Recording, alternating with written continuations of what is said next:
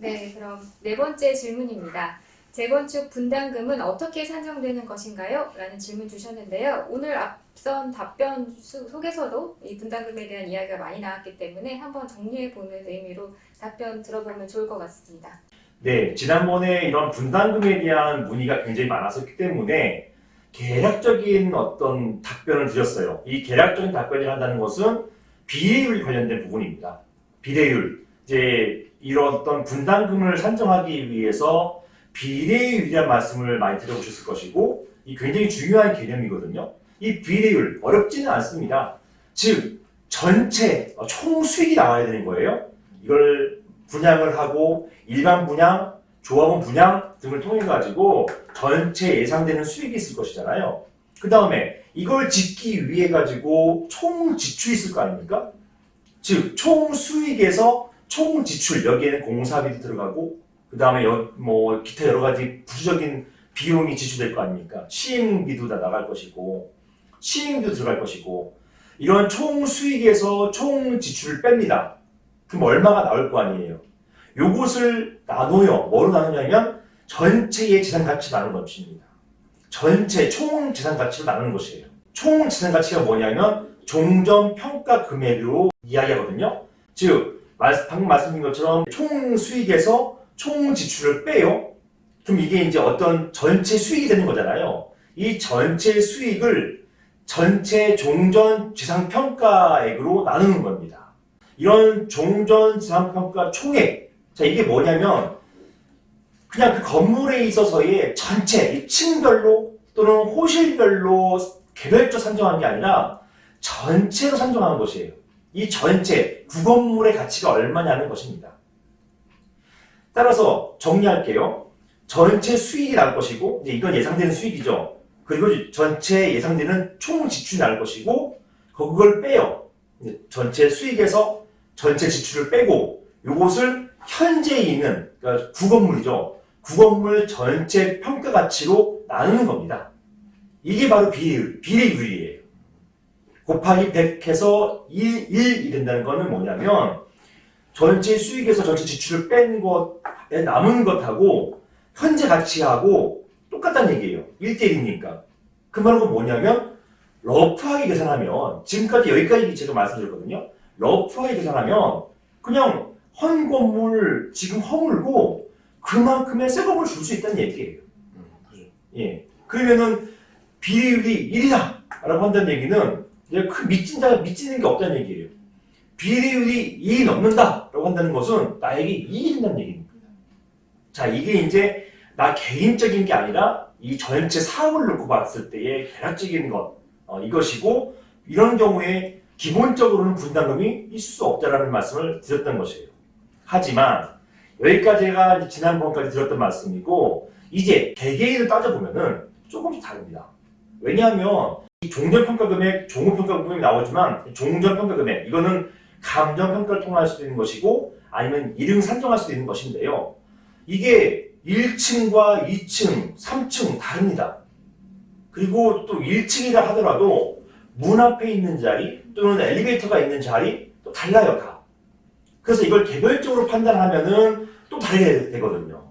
그래서 비례를 한번 나왔잖아요. 비례율 다음에 이제 책정해야 되는 게 뭐냐면 분담금 계산을 위해 가지고 비례율이 나왔잖아요. 이 비례율 다음에 산정해야 되는 게 뭐냐면 개별 권리 가액이라는 것을 산정해야 되는 것입니다. 이 개별 권리 가액이라고 표현하는 것이에요. 비례율 나왔고 그 다음에 개별 권리 가액이 나오게 되는 것이고요. 이 개별 권리 가액은 뭐냐면 이거 간단해요. 비례율에다가 지금 내 가치평가 금액이 있을 겁니다. 간평이든 간평을 거쳤든 아니면 내가 조합해서 산정해줬든 1층 101호의 어떤 평가금액이 있을 거예요. 이 평가금액, 종전평가금액이라 합니다. 그 해당 호시의 종전평가금액을 비례율에다가 곱하는 거예요. 이게 개별 권리 가액입니다. 혼동하시면 안 돼요. 비례율은 전체 건물을 가지고 했던 얘기고 개별 권리 가액은 이런 비례율에다가 내 호시를 곱하는 거예요. 곱하면 내 현재 내가 받을 수 있는 권리 가액이 얼마다라는 것이 나오는 것입니다. 자, 분담금은요, 개별 권리가액이 나왔다 끝나는 것이 아니에요. 개별 권리가액이 나왔는데, 자, 그 다음에 아까 1층 101호라고 했잖아요.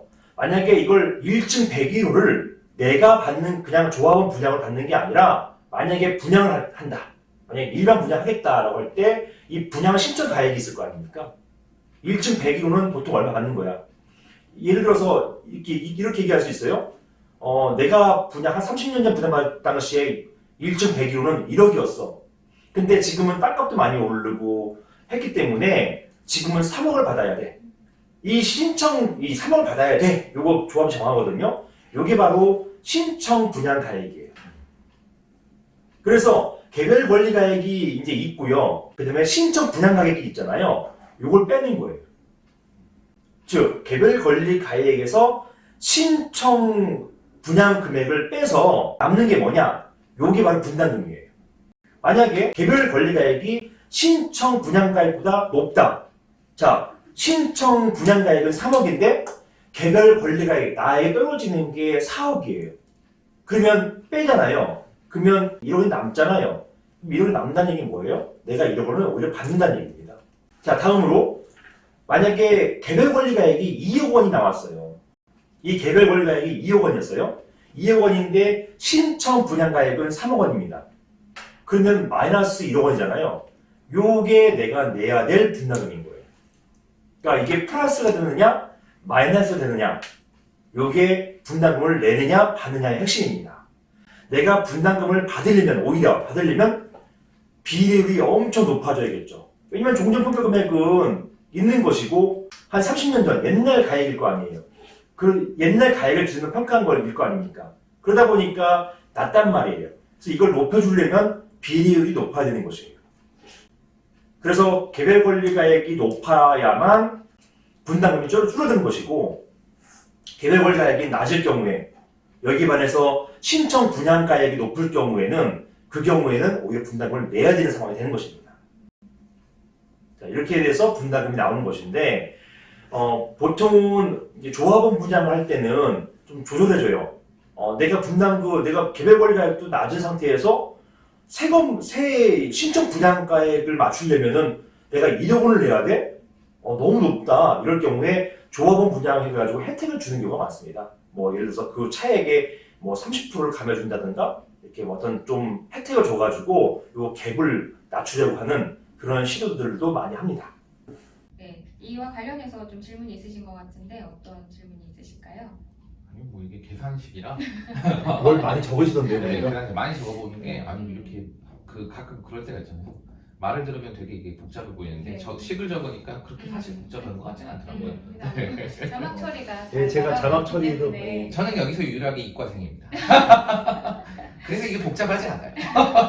네. 이건 산수라 가지고 문과 상관없습니다. 하지만 이게 또 어떤 그 금액을 넣어야 되는지가 또 네. 중요한 부분 네. 같아서 오늘 정말 설명이 자세해서 아마 많이 귀에 쏙쏙 들어오지 않으셨을까 싶습니다.